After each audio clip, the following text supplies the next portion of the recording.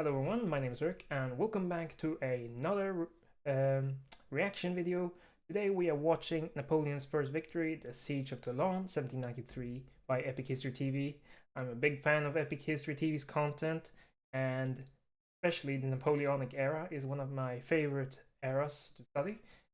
So hopefully I'll be able to provide some insight along the way, but without further ado, let's get going. An Epic History TV History March collaboration, supported by our sponsor, Osprey Publishing.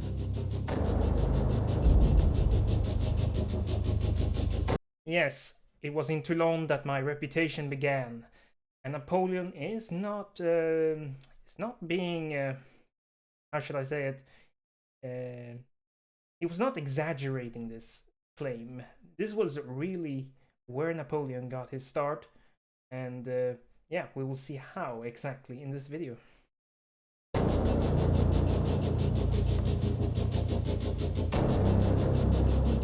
In the summer of 1793, the French Revolution was entering its fourth year, and France was on the verge of anarchy. Yes, as they said, the French Revolution had been ongoing for quite some time now.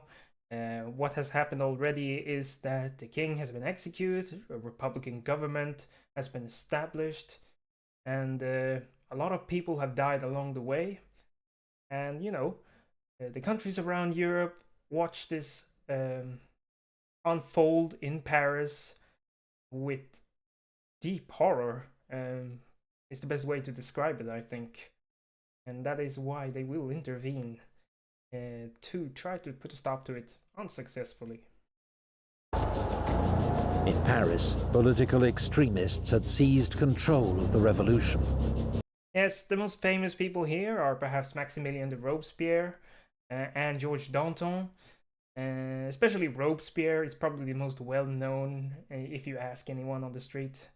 He is the architect of the so-called Reign of Terror, which was pretty horrifying chapter of the French Revolution. They guillotined the king and imposed a reign of terror that dealt summary justice to all suspected enemies of the revolution. Yeah, and when they say deal summary justice, they are not joking around here. You could get arrested for basically anything under the notion that you had committed some kind of anti-republican, anti-revolutionary thought crime. That was enough to get arrested, almost. So anything that could be perceived as anti-revolutionary, you could get arrested for, and then you were, yeah, well, if you were unlucky, you were guillotined. And about 30 to 40,000 people were executed with the guillotine during this Reign of Terror. And the Reign of Terror didn't actually last very long, so it's an extraordinary bloodshed on a massive scale throughout France. Hoping to unify the new republic, France's leaders had declared war on the Habsburg Empire. But the conflict quickly widened, and soon France was facing the combined might of Europe's leading powers, determined to stamp out her dangerous political experiment. Yes, as we can see on this map, the situation for France looks pretty hopeless and doomed at this point. But what these old powers, the old monarchies here, don't know is that France is about to introduce the concept of the levée en masse, the mass conscription, which will mobilize millions of soldiers for the French cause, and which enables them to fight back and hold back all these great powers of Europe. Admittedly, powers like Spain, Portugal, the Kingdom of Naples, Piedmont, they weren't really contributing that much to the war effort. The main actors here is the Austrian Empire, Prussia, and of course Great Britain, the main antagonist of the Revolutionary and Napoleonic Wars. So, but still, it's extremely impressive that France was able to hold off all these adversaries at once and even bring the fight to them later on. Meanwhile, whole regions of France had come out in open revolt, horrified by the new extremism of the revolution. Yes, the most famous revolt of the French Revolution is the Vendée Revolt, which is over here in no, what will it? It would be west. No, yeah, it would be Western France, um, where they estimate about 100,000 people on 100,000 people died in total. That is an extremely bloody civil war. It was an extremely bloody civil war, and it was marked by, as they said, hideous atrocities on both sides. And yeah, it's a forgotten chapter of the French Revolution when it really shouldn't be. It was truly a very large stain on the revolutionary cause. In August, the Republic suffered a further, potentially fatal blow when the city of Toulon joined the revolt. Toulon was France's largest and most important naval base in the south, home to a third of the entire French Navy. But now, rebels welcomed their old enemy, the British Royal Navy. That has to be one of the most shocking episodes of the French Revolution, that these people are so disgusted and horrified by the revolution, they would invite the British to take control of one of the most strategic cities in France. And as they said, it was the home to a very large portion of the French Navy. And yeah, it could have been a devastating blow had it not been for the intervention of Napoleon. Into the port, led by Admiral Lord Hood, aboard HMS Victory. Yes, HMS Victory. It was an extraordinary coup. Without a shot being fired, the Allies had crippled French naval power in the Mediterranean and gained a vital toehold on the French coast. All French forces in the area were immediately diverted to face this new threat and lay siege to the rebel port. 19,000 troops in all. But since most French officers had been aristocrats who were now fleeing the revolution in large numbers, they were seriously short of professional leadership. Yes, the French Revolution, of course, even those had caused a mass exile of the French aristocracy, of course, they were worried about their own lives. And the problem with that is that most of these people had been officers and soldiers in the French Royal Army, and so there was a really serious lack of professional leadership in the early years of the revolution, especially. And that opened up opportunities for men like Napoleon, young, ambitious, to rise through the ranks very, very quickly. And if you look at, compared to say, today, it's absurd that someone is 26 years old, like Napoleon was, to become a brigadier general. There's no way that can happen today. Their commander, General Jean-François Carteau, was a loyal Republican, but a court painter by trade with no military training. To make matters worse, one of his few professional officers, his artillery commander, Colonel Dommartin, had been badly wounded on the approach to Toulon. Antoine Salicetti. Yes, Salicetti here is about to be introduced. He's a Corsican deputy to the National Convention in Paris. He is one of Napoleon's very early supporters, especially so considering that Napoleon's also from Corsica. So there was this connection right from the start. But Salicetti is instrumental in Napoleon's early rise. He will help to promote him. He will publicize his works. We'll get to that later. But yeah. He will also serve Napoleon during the Empire, even though he actually opposed Napoleon's coup to become first consul of France in 1799. But that's a story for another time. A Corsican deputy of the National Convention in Paris recommended as his replacement a fellow countryman, a 24-year-old artillery officer who was passing Toulon en route to the front, named Napoleon Bonaparte, or Bonaparte. Bonaparte was a professional soldier, but he'd seen almost no active service.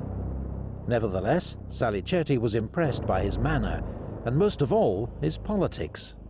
Bonaparte had just written a political pamphlet, a short story about a young artillery officer who berates his fellow diners for their disloyalty to the Republic. Yes, like they said, Napoleon was a professional soldier. He had graduated from the École Militaire, a very prestigious war college in France at this time. And as they also said, he had no real experience.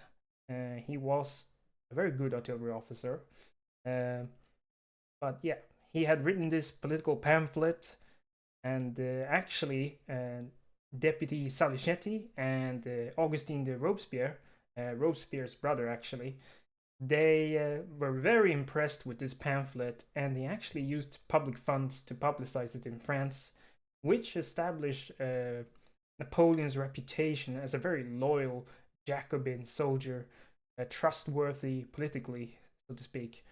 And if you don't know, the Jacobins were the main political faction during the French Revolution. It was a left wing organization, we would call it today, espoused left wing economic policies, very populist, and it was the most popular faction during the revolution. It was middle class predominantly, and yeah, there were other factions in France like the Thermidorians and the Girondins, but the Jacobins were the main ones, and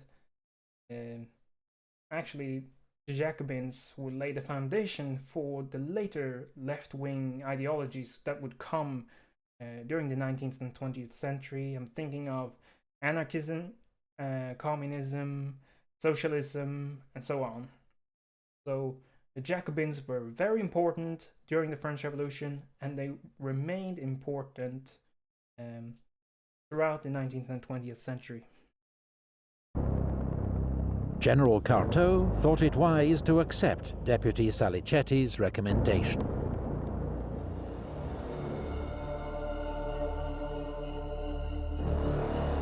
Think about this quote: "One can remain 24, or if necessary, 36 hours without eating, but one cannot remain 3 minutes without gunpowder." And that speaks to the ferocity of war at this time. If you lacked gunpowder, you were screwed on the battlefield. So yeah, it's a very apt quote indeed.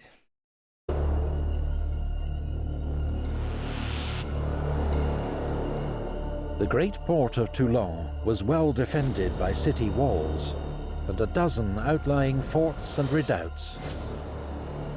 They were held by 2,000 British soldiers and sailors, 6,000 Spanish troops, 6,000 Neapolitans, and 800 Sardinians.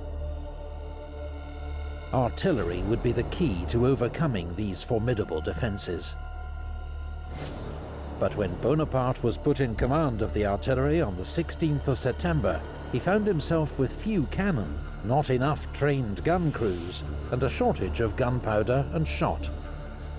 With relentless energy and determination, Bonaparte transformed the situation, requisitioning unused guns, training infantrymen to work them, setting up a new forge and workshop, and arranging transport from Marseille of 100,000 sandbags for constructing new batteries. Yes, and this is where Napoleon showed himself to be an extraordinarily talented artillery officer, but also an extremely hard-working soldier.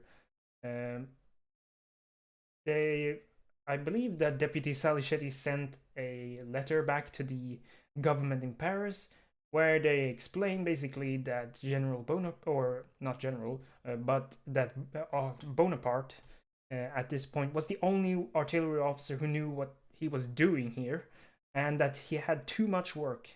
And I can say that they were correct in that he was probably the only one who really knew what he was doing with regards to the artillery at Toulon. But the fact that he should have too much work, well, Napoleon would prove to be history's greatest workaholic. The man did not sleep. I have no idea how he carry on like this for 20 years straight. He worked extraordinarily hard. In the case of Toulon, he wrote letters. He was blustering, he was hectoring everyone he could think of in order to get all of these cannons and artillery shells. Yeah, it was an extremely impressive feat. Through hard work, he was ultimately able to build his force up to 64 officers and 1,500 men, manning 100 cannon, howitzers and mortars. Within days, Bonaparte had established 2 new forward batteries with good revolutionary names, La Montagne and Sans Culottes, which brought Toulon's inner harbour within range and forced Admiral Hood to move all his ships closer to the port. Bonaparte also came up with a plan, one that would allow the French to bypass most of Toulon's defences and secure the rapid victory the Republic so desperately needed. Bonaparte argued that if Fort L'Aiguillette could be captured, which looked out across the harbour, he could fill it with heavy guns and shell the British and Spanish fleet at anchor. Admiral Hood would be forced to abandon the port and take with him the Allied soldiers that Toulon relied on for its defence. It's an extremely simple but effective plan. And, you'd think this was sort of obvious, but apparently it wasn't. And Napoleon, he had a fantastic eye for opportunities on the battlefield. When he saw a chance, he would seize it, he would grab it, and do something about it very quickly. He was a very decisive man for good and ill. General Carteau saw the merits of Bonaparte's plan, and on the 22nd of September, French forces attacked Montcaire. But to Bonaparte's exasperation, while he'd argued for an attack by 3,000 men, the indecisive Carteau committed only 400. Yes, and it clearly exposes that Carteau was not a good general by any measure at all. And Napoleon came to despise Carteau with time, understandably so.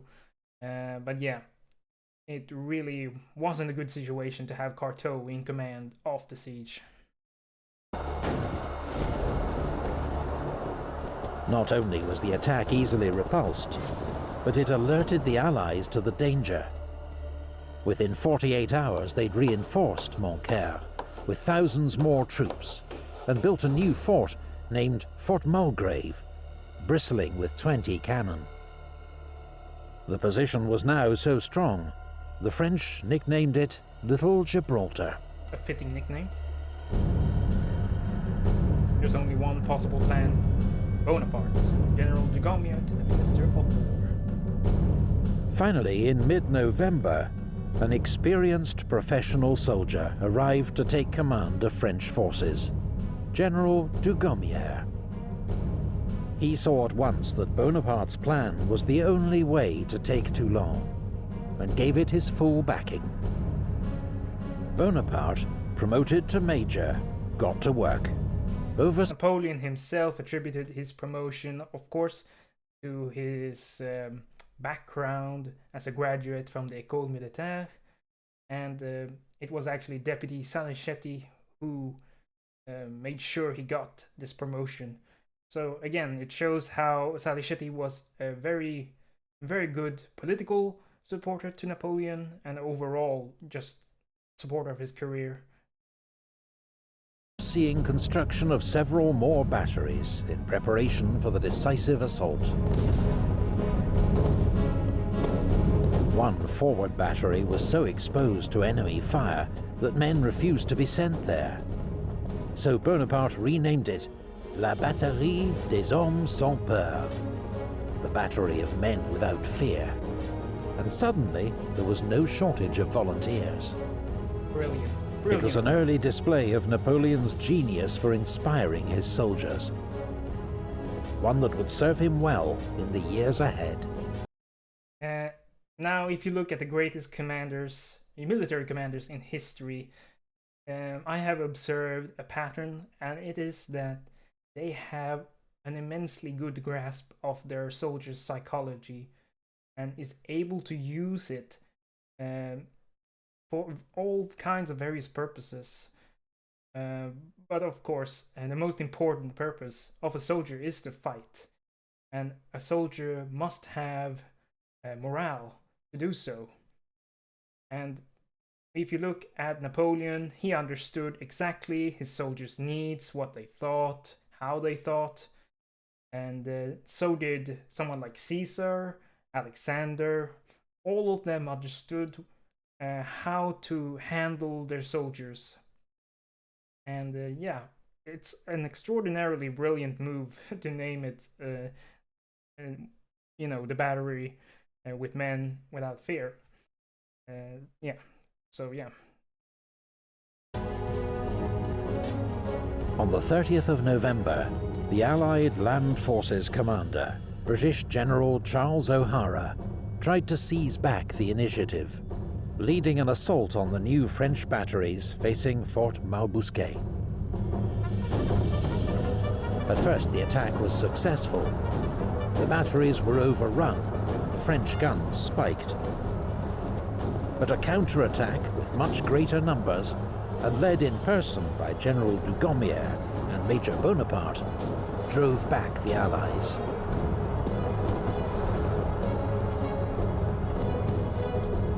General O'Hara himself was shot through the hand and captured. 12 years before, he'd surrendered to George Washington at Yorktown during the American War of Independence. Now he got to surrender to Napoleon Bonaparte. Oh well,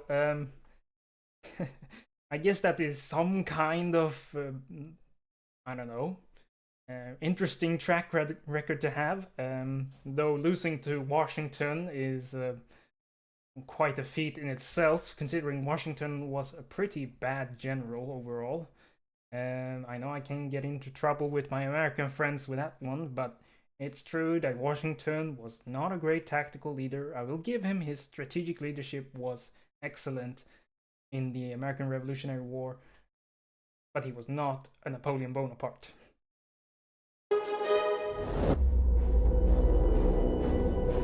Among those who had most distinguished themselves and who gave me the most help in rallying the men and leading them forward were Citizen Bonaparte, Commandant of the Artillery, General Dugommier to the Minister of War.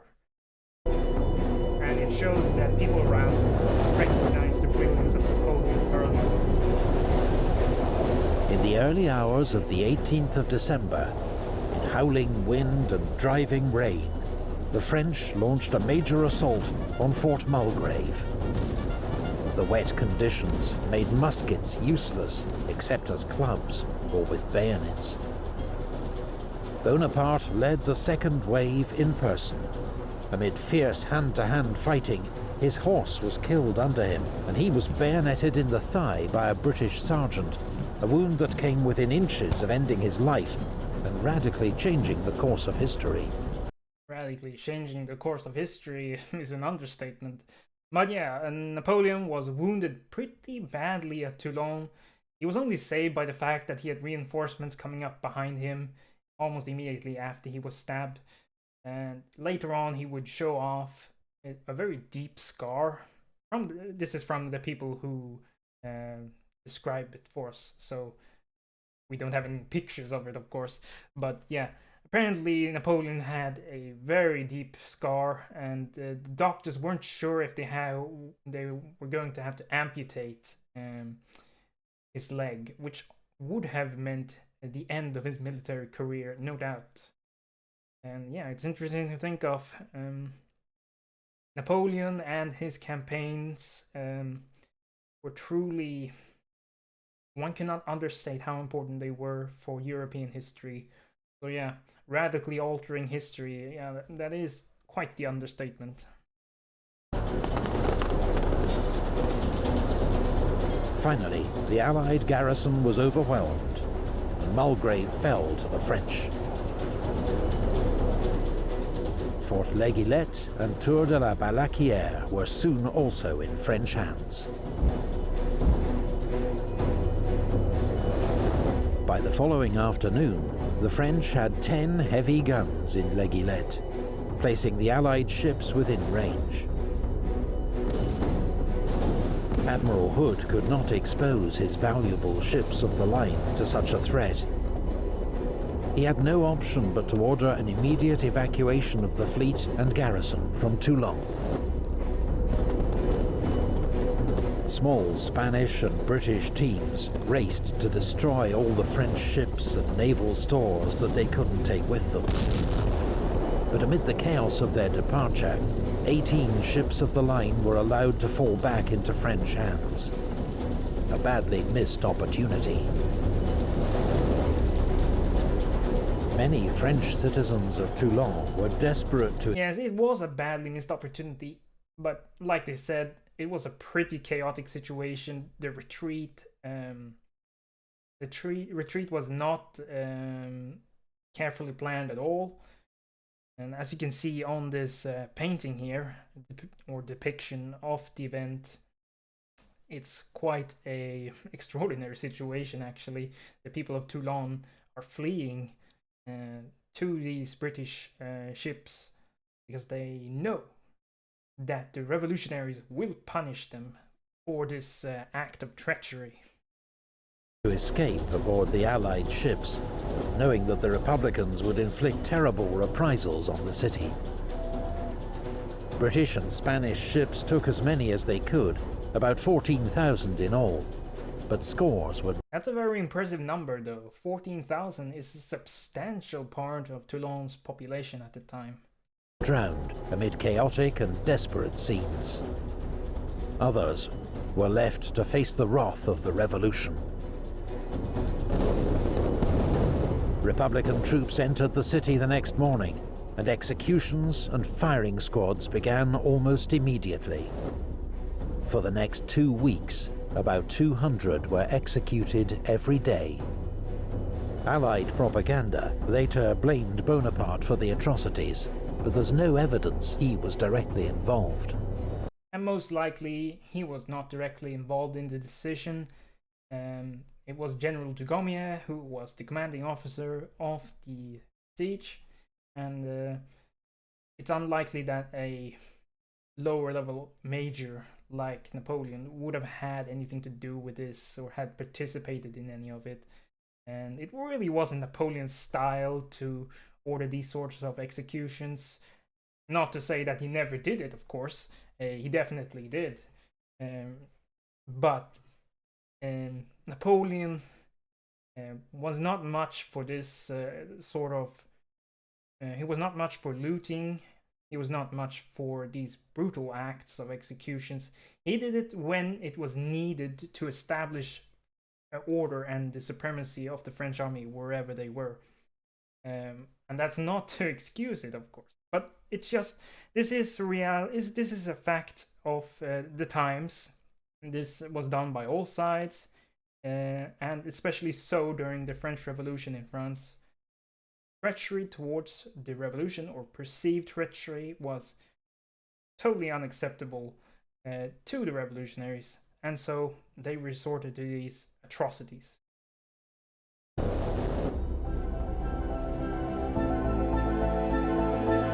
My predictions were exactly fulfilled. Such is the history of this event, which so greatly astonished Europe and has never been well understood.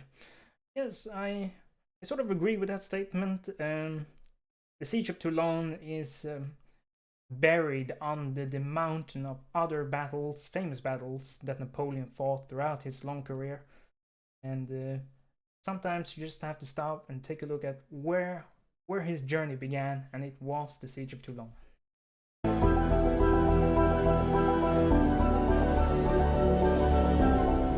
France's young republic was now fighting back on all fronts. And with the fall of Toulon, the Allies had lost a golden opportunity, a chance to stir up further revolt, deal a lasting blow to French naval power, perhaps even overturn the revolution. But instead, the French Republic had weathered one of its greatest storms, in no small part thanks to the remarkable judgment, energy and courage of one 24-year-old artillery officer, now promoted Brigadier General in recognition of his extraordinary service at Toulon. Like I said, being promoted Brigadier General at this early stage in your career is extraordinary. Could never happen today, as I said before. And he jumped a lot of steps in the ladder to become Brigadier General. And with hindsight, it was an understandable move, and people around him recognized his talents, his brilliance, and the rest is history, as they say. Napoleon Bonaparte had taken his first step on the path to greatness. And for Europe, 21 years of almost constant war awaited. We can already see with the war in Ukraine, people are getting war fatigue, and we're not even involved in the war itself. But these guys kept on going for almost 25 years constantly. There was this one small break, but other than that, it was war all the time. And you can imagine the immense strain it put on not only the country and its resources, but the amount of young men that died is extraordinary. How many generations were lost that could have achieved great things doing other things than being at war. But alas, such was the case in Europe at this time, and it wasn't unusual for protracted conflicts. But the Napoleonic and Revolutionary Wars were of an entirely different scale of anything seen in Europe up to this point. Alright, that was the first episode of Epic History TV's great series about Napoleon and his campaigns. And this was the first episode, the Siege of Toulon, and we will be doing more in the coming days and weeks. And with that said, thanks for joining me in this. Thanks for joining me and watching this video with me. And if you like the video, like it, leave a comment for the algorithm, and subscribe for more. Alright guys, I'll see you later. Bye.